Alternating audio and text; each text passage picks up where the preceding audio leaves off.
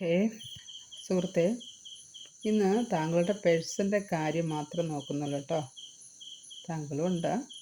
താങ്കളുടെ പേഴ്സൻ്റെ past, present, future, പിന്നെ എങ്ങോട്ടത് അത് ഫ്യൂച്ചറിൽ അത് എന്താണ്, ആരുമായിട്ടാണെന്നുള്ളത് നോക്കുന്നുണ്ട്. ആ ഫ്യൂച്ചറിൽ അദ്ദേഹത്തിൻ്റെ പ്രോഗ്രാം താങ്കളുണ്ടോ ഇല്ലയെന്ന് നോക്കുന്നുണ്ട്. അപ്പം നമുക്ക് ഇത്തരം കാര്യങ്ങൾ നോക്കാം.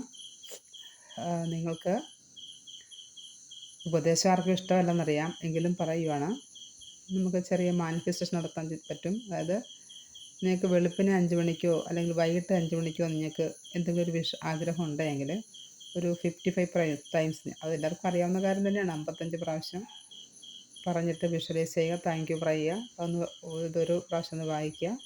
അങ്ങനെ ഒരു 5 ദിവസം ചെയ്യുകയാണെങ്കിൽ നിങ്ങളത് 5 പ്രാവശ്യം ചെയ്തിട്ട് നിങ്ങൾ ആ പേപ്പർ ഒന്ന് കത്തിച്ച് കളയുക, അല്ലെങ്കിൽ കീപ്പ് ചെയ്യുക.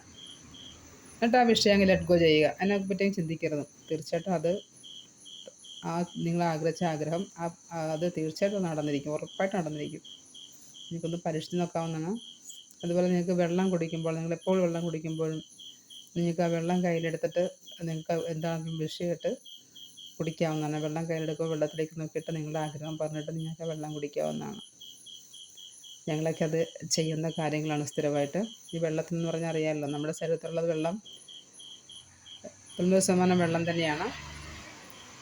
അപ്പോൾ ഈ വെള്ളം നമ്മുടെ ദേഹത്ത് ചെല്ലുമ്പോൾ, അത് നമ്മുടെ ശരീരത്തിൽ ചെല്ലുമ്പോൾ അത് നമ്മുടെ ശരീരത്തിൽ പ്രവർത്തിക്കുകയും ആ ആഗ്രഹത്തെ കൊണ്ട് തരികയും ചെയ്യും. അപ്പോൾ തീർച്ചയായിട്ടും വെള്ളം കുടിക്കുന്ന മുമ്പായിട്ട് അല്ലെങ്കിൽ തലേദിവസം ഒരു ഗ്ലാസ് വെള്ളം, അതായത് കുപ്പി ഗ്ലാസ് വെള്ളം എടുത്തിട്ട് ആ വെള്ളം കയ്യിൽ വെച്ചിട്ട് വെള്ളത്തിലേക്ക് നോക്കിയിട്ട് നിങ്ങൾക്ക് ആഗ്രഹം പറഞ്ഞിട്ട് വെക്കാം. രാവിലെ വീണ്ടും ആ ആഗ്രഹം പറഞ്ഞെടുത്ത് കുടിക്കാവുന്നതാണ്. എന്നിട്ട് ബാക്കി കാര്യങ്ങൾ ചെയ്യാവുന്നതാണ്. പിന്നെ മറ്റൊരു കാര്യം, എന്തിനും നമ്മൾ ഒരു കാര്യം ആഗ്രഹിക്കുമ്പോൾ അത് സാധിച്ചായിട്ട് കണ്ട് വിഷ്വലൈസ് ചെയ്ത് നന്ദി പറയുക യൂണിവേഴ്സിന്. എന്തിനും ഏതിനും എപ്പോഴും ഗ്രാറ്റിറ്റ്യൂഡ് ആയിരിക്കുക. ഓക്കെ, അപ്പോൾ ഇതാണ് നിങ്ങളുടെ പേഴ്സൻ്റെ current energy, present, past, future, അതാണ് നോക്കുന്നത്. അപ്പോൾ നിങ്ങളുടെ പേഴ്സൻ്റെ പ്രസൻറ്റ് നോക്കാം. പ്രസൻറ്റിൽ അദ്ദേഹം വളരെ ഡയറക്റ്റായിട്ട് പോയിക്കൊണ്ടിരിക്കുകയാണ്. ഇപ്പോൾ അദ്ദേഹത്തിന് യൂണിവേഴ്സിൻ്റെ സപ്പോർട്ടുണ്ട്.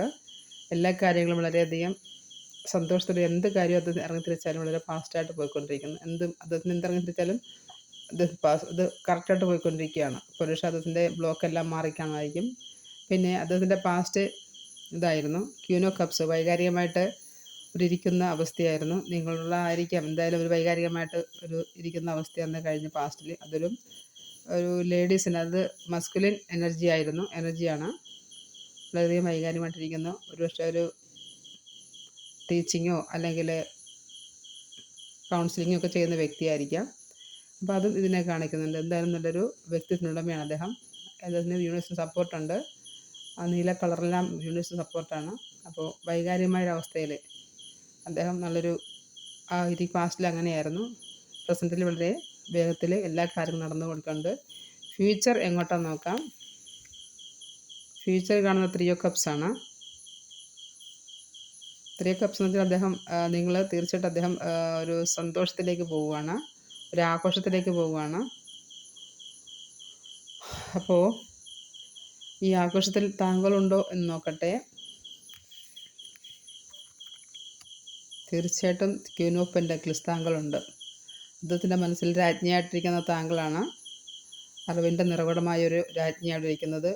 വളരെയധികം റിച്ച് ആയ സ്ത്രീയാണ്.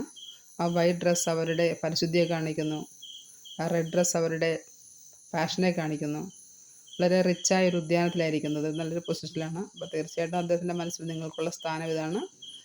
അപ്പോൾ നിങ്ങൾ തന്നെയായിരിക്കണം ആ വ്യക്തി. നിങ്ങളത് ക്ലെയിം ചെയ്തെടുക്കുക. ഓക്കെ, യൂണിവേഴ്സിനോട് ക്ലെയിം ചെയ്യുക.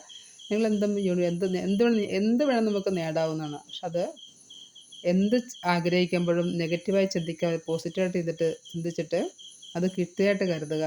എന്നിട്ടത് യൂണിവേഴ്സിന് നന്ദി പറയുക, വിട്ടുകളയുക. അത്രയേ ഉള്ളൂ.